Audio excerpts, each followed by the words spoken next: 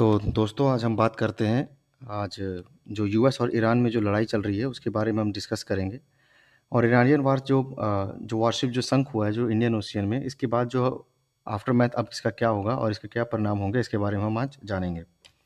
तो सबसे पहले हम जान लें कि जो ईरानियन शिप है वो इंडियन ओशियन में डुबा दिया गया है बाय द यूएस नेवी के द्वारा। एक यूएस सबमरीन का इस्तेमाल किया गया था इसके लिए। और इसमें जो है ये आप फुटेज देख सकते हैं जिसमें टॉर्पेडो स्ट्राइक जो किया गया था उसका एक अनक्लासिफाइड फुटेज है। यहाँ पे आप टॉर्पेडो का डायरेक्शन देख सकते हैं और ये जो वाटर स्प्लैशेस है और ये जो शिप है ये यहाँ पर पूरी तरह से डिस्ट्रॉय किया गया है।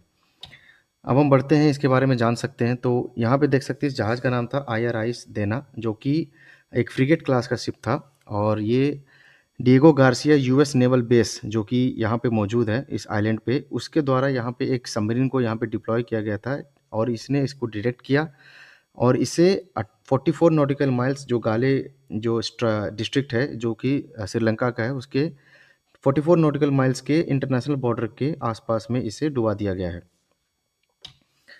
अभी इसके बाद हम समझते हैं कि इसके बाद जो अभी करंट जो सिचुएशंस हैं उसके बारे में क्या राय है, अभी उसके बारे में देखते हैं। तो जो जैसे कि ये प्रॉब्लम एस्केलेट हो रहा है और वॉर अभी बढ़ रहा है, तो उसके बाद से अब जो स्ट्रेट ऑफ हॉर्मुज़ जो है, अभी ईरान की तरफ से स्टेटमेंट है कि ये ओपन रहेगा।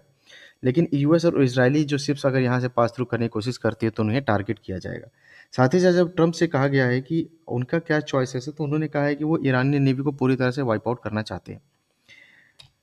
नेक्स्ट, अभी हाल-फिलहाल में अभी जो पता चला है, अभी जो सूत्रों से पता चला है कि उनके एक सोल्जर जो बेंजामिन पेंटिगन जो है वो वॉर में यहाँ पे ईरान में मारे जा चुके हैं, जिनकी बॉडी को अभी यूएस में लाया जा चुका है।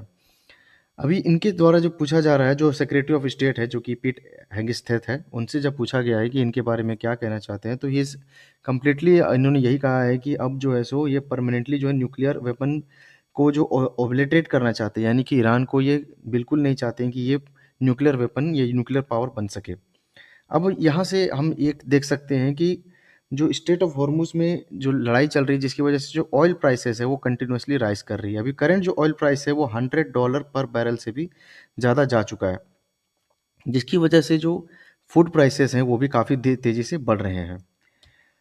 ओके, अब हम समझते हैं कि यहाँ पे जो ईरान और जो यूएस की वॉर की वजह से जो सेक्रेटरी ऑफ स्टेट है और जो ट्रम्प है, वो पूरी तरह से जब जून में उन्होंने क्लेम किया था 2025 में कि ये जो ईरानियन न्यूक्लियर जो प्रोग्राम है उसको पूरी तरह से डिस्ट्रॉय कर दिया जा चुका है।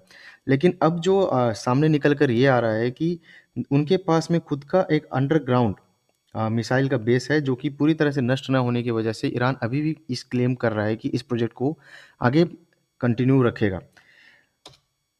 अब हम समझते हैं कि इनमें जो रिस्पॉन्सिबिलिटी है इस सबमरीन से इस शिप को डुबाने की, इसकी पूरी तरह से रिस्पॉन्सिबिलिटी है वो यूएस के द्वारा स्टेटमेंट दिया जा चुका है। और ये पहला जो है एक वॉरशिप को डुबाया गया है आफ्टर वर्ल्ड वॉर 2।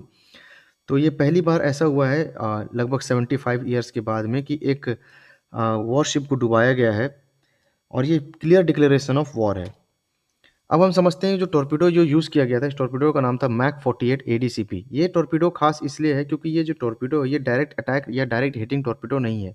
ये टॉर्पेडो जो है वो जहाज़ के नीचे चला जाता है, उसके साथ-साथ चलता है और जब इसका समय आता है ये डेटोनेट करता है और साथ ही साथ ये जो जहाज़ को है वो डायरेक्टली स्ट्राइक ना करके पानी का एक बबल बनाता है, जिसकी वजह से जो जहाज़ का जो स्ट्रक्चर यानी कि जो कील है, वो पूरी तरह से ऊपर की ओर लिफ्ट हो जाता है और जब वो वापस ब्रेक डाउन होता है तो वो जहाज़ को 2 हिस्सों में बाँट देता है।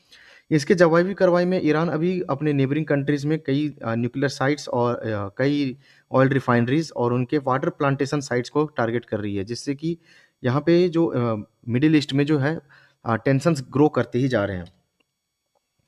तो ऐसी और अपडेट के लिए हमारे चैनल को लाइक करें, सब्सक्राइब करें। अगर आपको और भी किसी टॉपिक में वीडियोज़ चाहिए तो कमेंट कर ज़रूर बताएँ। अब तक के लिए धन्यवाद।